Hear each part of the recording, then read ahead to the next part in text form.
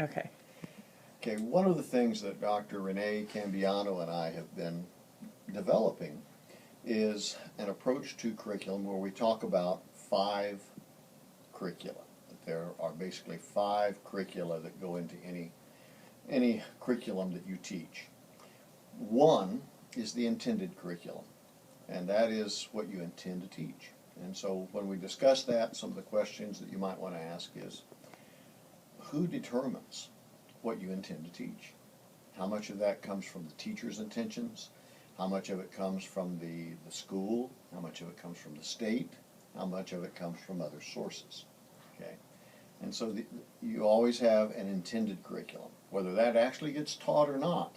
So that's another good question, is how much of the intended curriculum actually gets taught? It's part of what the assessor has to assess. The second curriculum we call the planned curriculum. And the planned curriculum is what the teacher actually plans in her or his lesson plan. So part of that would have something from the intended curriculum, probably would have some of the things that the teacher wants to teach. Maybe that is part of the intended curriculum, maybe not. But, like a beginning teacher probably has a lot more in a plan than an experienced teacher, because an experienced teacher has more of that plan already kind of memorized. Unless you're an experienced teacher who's going to have a substitute take over your class for a day or more, or if you have an assessor coming. Would you write more as an experienced teacher? So let me just ask you, when you write a plan, is it more in depth if you have a sub coming? Yeah, especially if it's a sub that isn't familiar with my classroom, then it's really in depth. And then how much of the, intended curriculum, how much of the things from the state or from your district or your building do you have to, are there little codes that you have to put in there? Do you have to put higher order thinking skills? Do you have to put Common Core? Good discussion points, and I won't go into all of those. But, it's always neat to compare how much of the intended curriculum, how much of it influences that planned curriculum. Well, then number 3, the third curriculum, is what's actually taught. It's the taught curriculum. Which is not always the same as a lesson plan. That's right, not always the same as lesson plan. So how much of it actually follows the plan, especially if there's nobody there assessing you? How much of it winds up being discovery, that neat little teachable moments come up and you change course that day because, maybe like that cricket right there, a cricket comes into your room and, and the kids are fascinated by it and you use the cricket to teach something, it's a teachable moment, right? Yeah. Okay, so there's always the taught curriculum. Well then, the 4th curriculum, and one that we seem to focus a lot on these days, is the tested curriculum. How much do we focus all of those other 3 curricula, the intended curriculum, the planned, and the taught curriculum, towards what we know will be tested? So the tested curriculum usually is something that we aim for that's a year or less away. If I'm teaching at the beginning of the year, then maybe that's going to be at the end of the year. But if it's already now January, well, it's something coming up in a few months, right? So it's something that's a year or less away, that tested curriculum. So how much of what we know the kids are going to be tested over, that tested curriculum, shows up in what we teach and what we plan?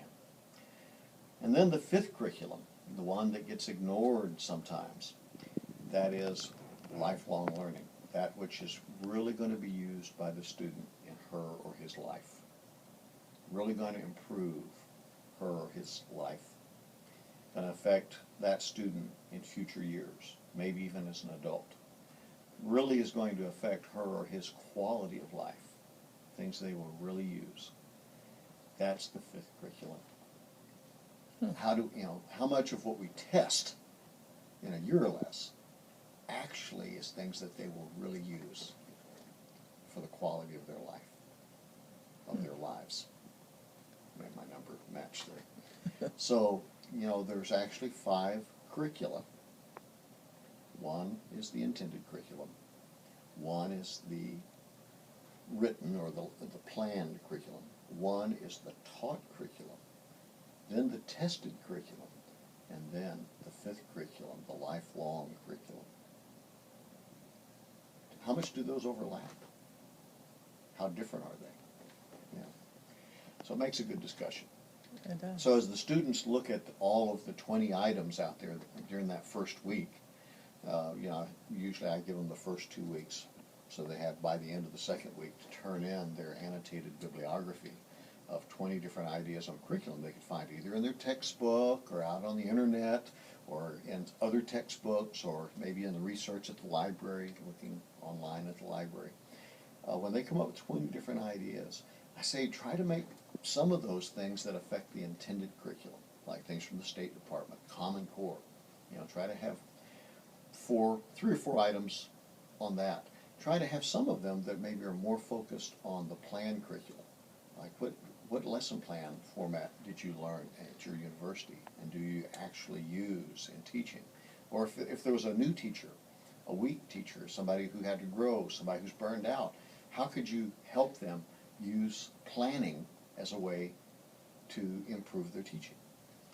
The taught curriculum, how do we actually teach? That's where the rubber meets the road, right? The short-term tests, that short-term stuff that kids learn for that test within a year or less. How many sources can you find about testing and how much it affects the classroom and in good or bad ways? Data-driven decision-making. And then long-term, that long-term wisdom. How much does it affect you? Especially, like say if you're a member of a tribe or something. How many values from your people actually make it into the curriculum at school? And the character education. Character education, Colbert, all those levels of moral development. Or say if you are, would it be different if you were teaching in a church school versus a public school? How many values are you able to teach in a public school without actually swinging things over just to your religion, that kind of thing. So there's so many good questions that happen there as well, So and how many of those can be taught by the relationship that you have in the example you show to your students? Perfect. In the 5th one. Yeah. So does that make sense? Yeah. So that's a nice first discussion, is just saying, that, Yes. and you won't find the 5 curricula, I don't think you'll find them out there in the literature, because it's actually terms that Dr. Renee Cambiano and I have developed over, the years that we've been teaching curriculum here. Yeah. But you can find parallels. There's Yeah. probably other terms that match those. Or you might even find the same terms, I'm not sure, But those are the terms that we use for the 5 curricula. Okay. Okay.